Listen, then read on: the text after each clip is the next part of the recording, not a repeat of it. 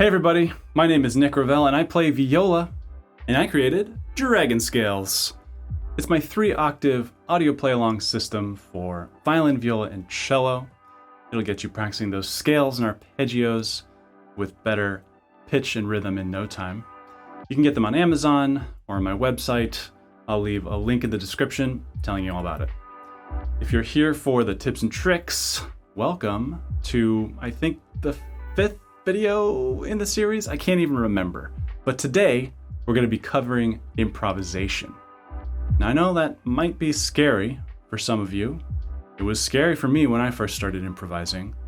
Us classical musicians don't necessarily get a lot of training or encouragement in our lessons growing up or even as adults. It feels like there's not a lot of room to practice improvisation. Where do I start? What do I do? It's overwhelming. Let me just play the written sheet music. We're going to address all of this in the video, and I promise you, you're going to come away with some tips, some ideas, and some tricks to start improvising in a safe and comfortable way on your own. So let's jump right in. The first thing you should know is you're already an improviser, whether you think it or not. Let me explain. When you start a day, you wake up, eventually you're gonna probably meet somebody in that day. And when you meet that person, you don't know what you're gonna say. You have an idea of what's gonna happen because maybe you see this person every day, but you don't know exactly how it's gonna go. And so in that conversation, you are improvising. You are choosing words out of your language of speech, and you are assembling sentences, hopefully coherent sentences, so that you and your friend or your colleague or whoever you're speaking to can have a conversation. Music is very similar, especially in terms of improvisation. Improvisation, I would define as choice. What I mean by that is we have this instrument. I play viola. You might play a different instrument. Odds are you play a different instrument. And we have all these skills on our instrument that we usually use to play written music. The sheet music is a guide telling us what to play. However, we're still choosing to play all those notes, and with the granularity that exists in our Western music notation system, including dynamics, articulation, phrase markings, all of that cannot possibly tell you exactly how to play. So every time you draw your bow, every time you put your finger down or pluck, you're improvising. Ideally, you're hearing a sound that you want to create, and you're aiming to create it on your instrument. That's already improvising. A lot of people, a lot of musicians, a lot of classical musicians, I think of improvising as jazz. Jazz is an idiom, a language. It's a whole history of music that uses improvisation. But it's a very structured language of improvisation, and for one to play jazz, you need to study and practice it. I'm not saying we're going to go learn how to play jazz. And most other forms of music rely heavily on improvisation too. Today, I'm going to try to convince you that you already know how to improvise, and you already do. So let's do sort of a warm-up. Let's use all the skills that we have already on our instrument in the form of expression,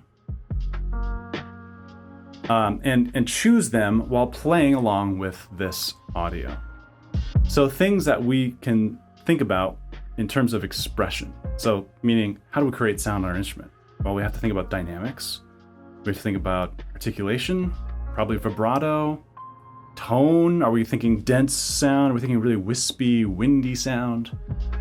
You have to think in phrases. Note shapes. Are we going to play something tremolo or pits? You can do that if you choose to. So I'm going to just demo what this means to me to choose some of these sounds as I'm playing along with the audio. So I haven't planned this out. This is improvising. This is me choosing as I go. I'm waiting for the sound to come to me, and then I'm gonna choose to play that sound that I hear, at least to the best of my abilities.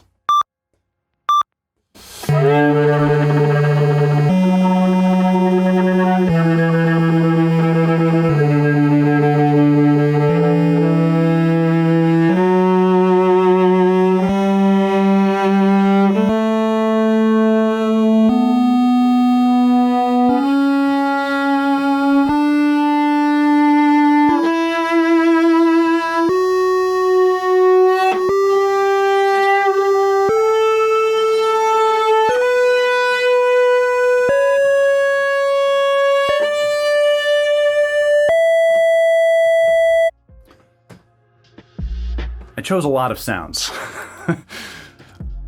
I don't know if they were really coherent, but that's not the point. The point is not to necessarily, in this case, to make something that sounds amazing and beautiful. We're just experimenting. We're just having a little fun.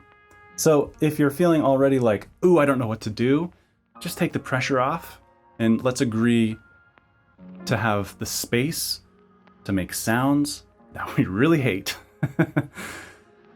Because my theory is, it's important to know actually what kinds of sounds you hate in terms of playing your instrument.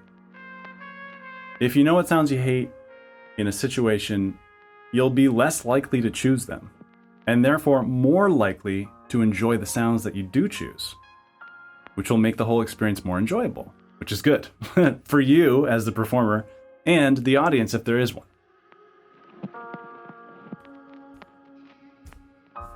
Next up is melodies. I think we can all agree that, especially in classical music, most melodies, if not all of them, can be broken down into scales. That's why we practice our scales, right? Is so that we can get familiar with the notes and the sounds and how they feel on the instrument, and we can then play the music that is made up of those scales with more ease. So a melody can literally be a single note. It can just be a one note with a nice shape, and that's it. It can be two notes, it can be a collection of notes. If there's more than one note, it can be the same note, it can be a stepwise motion, or it can be a leap. A lot of the sort of famous melodies have a combination of steps and leaps. And so if you're thinking like, well, I don't want to just play somebody else's melody, I really want to try improvising a melody, the best piece of advice I can give is to put on a drone, like in your tuner app, just a single note, and play notes over that note. So you're comparing the sound of your notes to the sound of that one static note. You can pick a key if you want, or you can play any notes. You can play around with range, or you can stay in the same little area. And what it'll do is it will reveal to you how you think about intervals, dissonance, consonance, and how those sounds make you feel in the moment. What you can do from there is shape your sound to match the feeling that you, as a human, are feeling. So let me. I don't have a drone right now, so I'm gonna just sing a drone while I play something. And I'm gonna use the notes. I'm gonna put on a rule, a limit, just to keep things simple for myself. Sometimes I like to do that. I'm gonna use the notes of the D major scale, since that's the play along I'm using today for this video. So I'm gonna sing a D and maybe other notes if they happen to happen. We'll see where this goes.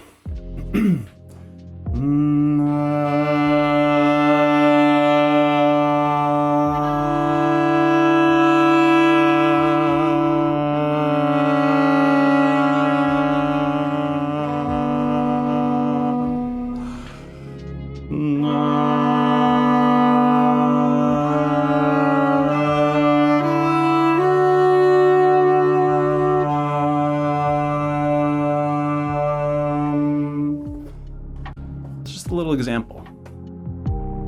I think you can even just, do this on an open string.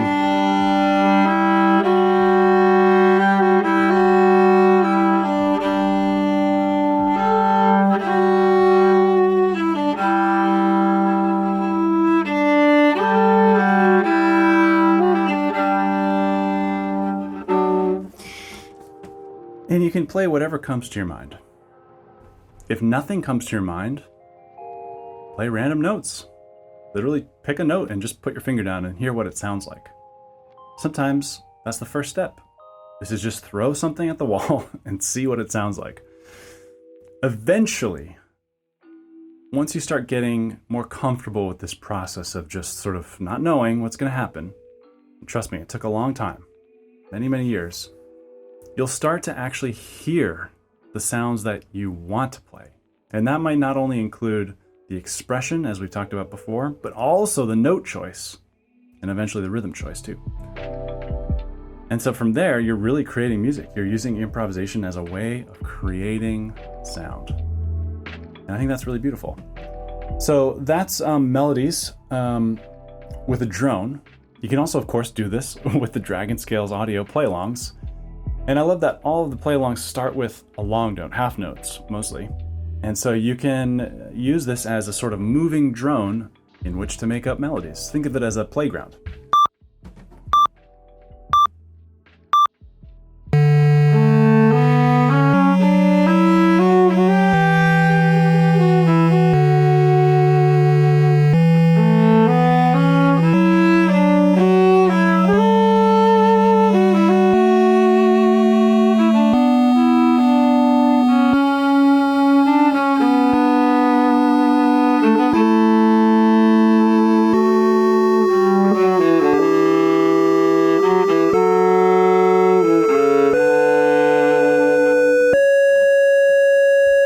Again, you're just picking notes. It doesn't have to be the most amazing Pulitzer Prize winning composition the world has ever seen. But if you're worried about, making that amazing composition and then losing it forever, you can record yourself. It's also a really good technique is to record all your jams. And if you really want to, remember the bits, or listen back and then note what bits sounded really good to you. And those are the kind of things that you like. So that's just a little bit about melodies. We're going to go on to rhythms now. I really love playing with rhythms. I love the sense of flow it makes me feel as I'm playing. I think more than anything, it makes me aware of the passage of time. And the passage of time makes me feel phrases, actually. Because to me, a phrase is like at the beach, a wave is cresting, and eventually the peak of the phrase is where the wave crashes. That's just how I think about it. I don't know why, that's how I think about it. And so I can't really imagine that cresting, that crashing without time happening. I feel its inevitability. And so I like playing with rhythm because it makes me feel that sense of time. So rhythm, in classical music, let's say Mozart string quartets, Haydn string quartets, Beethoven string quartets, there's a lot of repeated rhythms, particularly in the inner voices. And you could think of those as grooves. So one of the things I like to do with rhythms when I'm improvising is make up grooves. And they don't have to necessarily be in a style or a genre, but they can be if you want. They can be as simple as a repeating set of notes. So for example, 16th notes.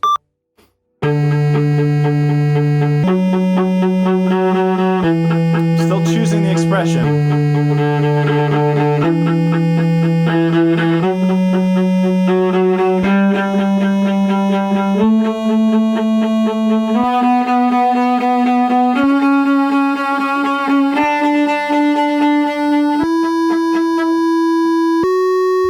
So that's combining expression and a very simple rhythm, putting the two together. One of the things that a lot of new improvisers miss about rhythm is the fact that you can add rests. We talked a little bit about this in the last video. Rests are very active. They're not a time for resting and going to sleep.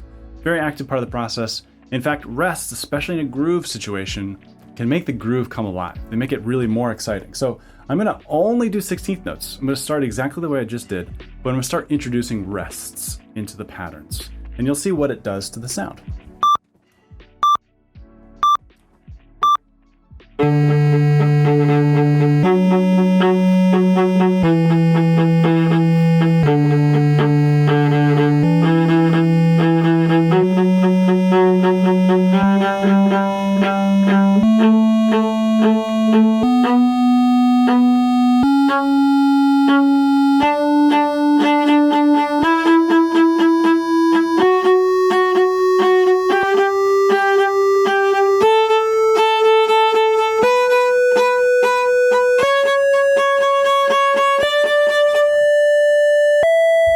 I'm choosing a lot of different patterns just to demo all these rests, but you can just get stuck in a loop. You can play the whole scale up and down on a single loop, and that's totally fine.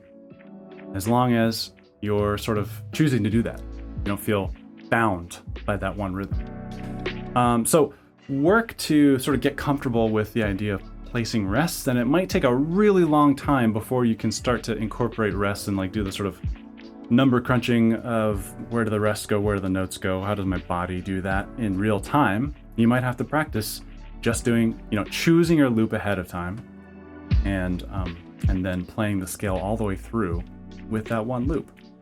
And if you're really mystified by this whole thing, be really systematic about it. It's actually very logical. So the most notes would be playing, for example, on a 16th note rhythm set on every single 16th note per beat. You could then maybe get rid of the last 16th note of that beat as your first choice. So going from here, to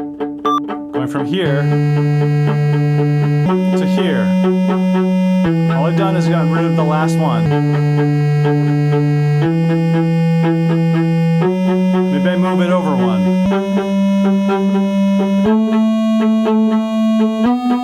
If I move it over one more.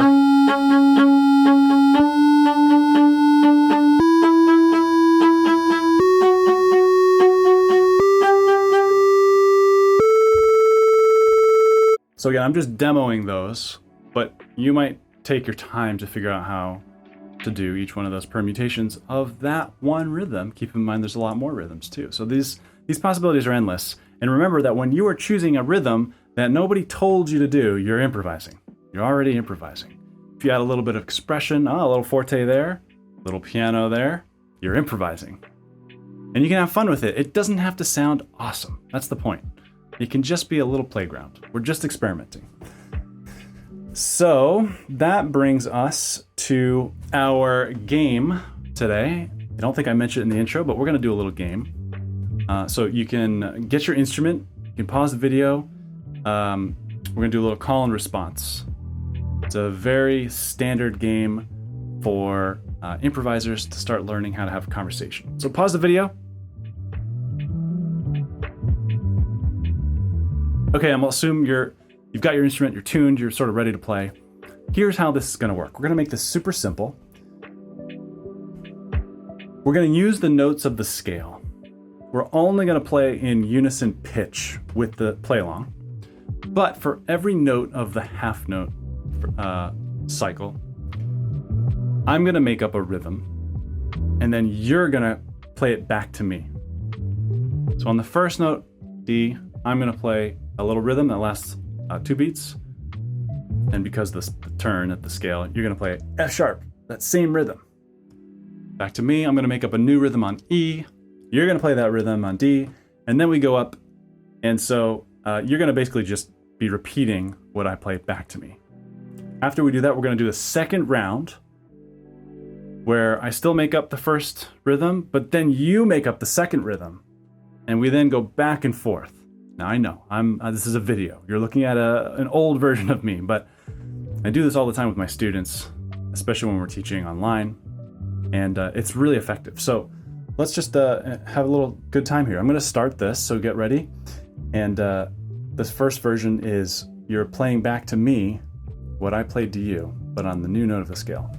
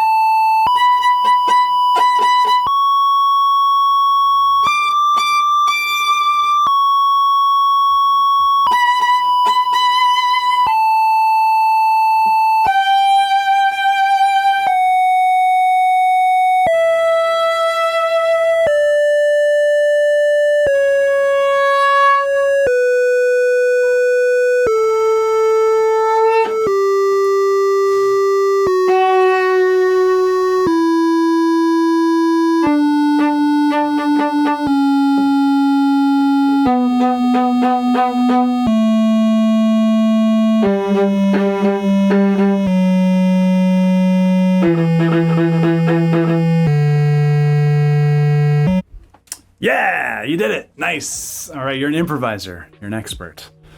Oh, we're going to do the second version now, right? So we're going to make up, I almost forgot. You're going to make up that would be so terrible if as an improvising teacher, I forgot to let you actually improvise. So we're going to go back and forth and you're going to make it up this time. Here we go.